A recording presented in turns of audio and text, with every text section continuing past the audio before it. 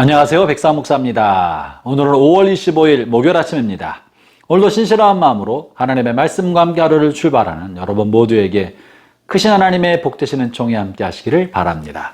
여러분께서 기도해 주셔서 저는 총회 모든 일정을 잘 마치고 어제 저녁에 건강하고 안전하게 잘 귀가하였습니다.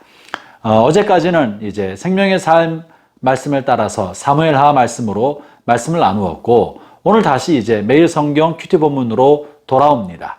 오늘 하나님의 말씀은 민수기 35장 22절부터 34절까지 말씀인데요. 그 중에 특별히 30절과 31절 살인자에 관한 규정을 가지고 하나님의 말씀의 은혜를 나누고자 합니다. 제가 먼저 30절 읽어보죠.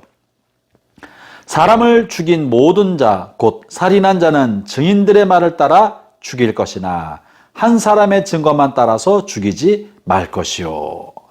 본문은 이 살인자에 관한 이야기를 하는데요. 이것은 중대 범죄입니다. 살인 같은 중대 범죄를 재판하도록 할 때 엄격하고도 명확한 규정을 두었는데, 그것은 반드시 증인들의 입을 통하여 증언을 듣고 재판할 수 있도록 하였다는 것입니다.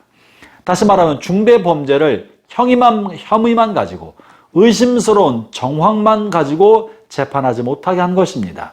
이것은 무엇을 말하느냐 하면, 아무리 그가 큰 잘못을 저지른 것처럼 보이고 누가 봐도 저 사람이 한 것처럼 분명하게 여겨진다 할지라도 그것을 본 증인이 없다면, 명확한 증거가 없다면 함부로 그 사람에게 혐의를 씌워서 재판에서는 안 된다는 것을 말해줍니다. 본문은 분명하게 재판해야 될 것, 그리고 심판을 말하고 있지만 이 심판에서 신중히 기하라고 말하는 것을 본문에서 언급하고 있는 거예요. 이것에 대해서 특별히 한 증인의 증거만 따라서 죽이지 말라고 하고 있지 않습니까? 혹 한 사람이 누군가를 향한 누명을 씌울 수 있기 때문에 반드시 살인과 같은 중대 범죄는 두 명 이 사람의 증인의 증언을 듣고 그것이 분명할 때만 재판할 수 있도록 하였던 것입니다. 사랑하는 형제자매 여러분, 우리가 얼마나 많은 소문과 소식, 정보의 홍수 속에 살아갑니까? 수많은 정보와 이야기를 들을 때 쉽게, 너무나 빠르게 성급하게 판단해서 이것은 이건가 보다, 저것은 저건가 보다. 특별히 요즘 유튜브에서 많은 가짜 뉴스들, 유튜브 조회수를 높이기 위한 그런 낚시성 유튜브 뉴스와 유튜브 내용이 얼마나 많은지 모릅니다. 우리 이것들을 듣고 볼 때 분별력을 가져야 합니다. 그저 사람들의 마음을 현혹시키고 자기 이야기로 선동하려는 이야기에 마음을 빼앗겨서는 안 됩니다. 정말 그러한가? 진짜인가? 누가 이 일을 말하고 있으며 자기 이름으로 정말 책임감 있게 이 일을 전하고 있는지를 면밀히 살펴보아야 합니다. 그리고 그것이 객관적으로 정말 그러하다고 여겨졌을 때만 그것을 사실로 받아들일 줄 알아야지, 이 사실에 관한 분별력 없이 유튜브에 실렸다, 인터넷에 실렸다, 누가 뭐라고 하더라 라는 이야기만 가지고 그것을 받아들이고 판단할 때는 큰 오류와 큰 잘못, 또 큰 실수를 하게 될 가능성이 매우 많은 것입니다. 그래서 하나님께서도 이 살인자에 관하여 재판할 때는 반드시 증거와 증인에 입각해서 재판하도록 하였고, 그 증인도 두 사람 이 사람의 증언이 같이 일치할 때만 그것을 받아들이게 한 것입니다. 이것은 아무리 흉악범이라 할지라도 누명으로 억울하게 형을 당하는 일이 없도록 하려는 하나님의 뜻인 것이죠. 형제자매 여러분, 이것을 오늘날 우리가 어떻게 적용할 수 있겠습니까? 우리가 다른 사람을 판단할 때 정확하지 않은 정황만 가지고, 개연성만 가지고, 또는 아니 땐 굴뚝에 연기를 할까 싶은 이런 마음만 가지고 다른 사람을 판단하거나 정죄하거나 그 사람이 그럴 거라고 생각하고 소문을 내는 것은 얼마나 위험한지 모릅니다.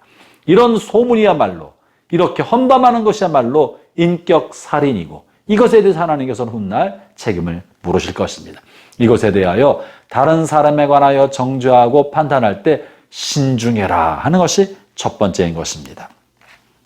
또한 본문의 중요한 두 번째 내용은 살인자에 관해서는 반드시 죽여라, 심판하고 피할 길이 없도록 하신 것입니다.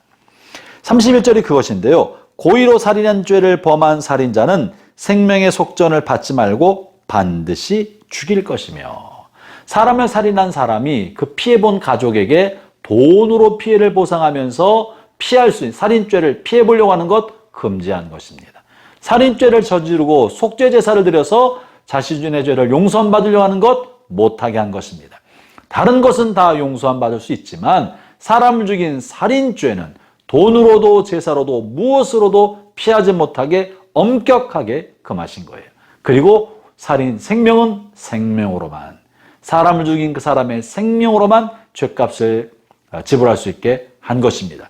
그래서 이 본문의 조항은 당시에 힘없고 돈 없는 약한 사람이 돈 많고 힘 있는 사람으로부터 함부로 나가지 못하도록, 생명을 유린나가지 못하도록 약자를 보호하기 위하여 생명은 생명으로만 갚게 한 것입니다. 그가 누구든지 사람을 죽인 사람은 반드시 죽이도록 하여서 함부로 사람의 생명을 다루지 못하게, 유린하지 못하게 한 것이죠.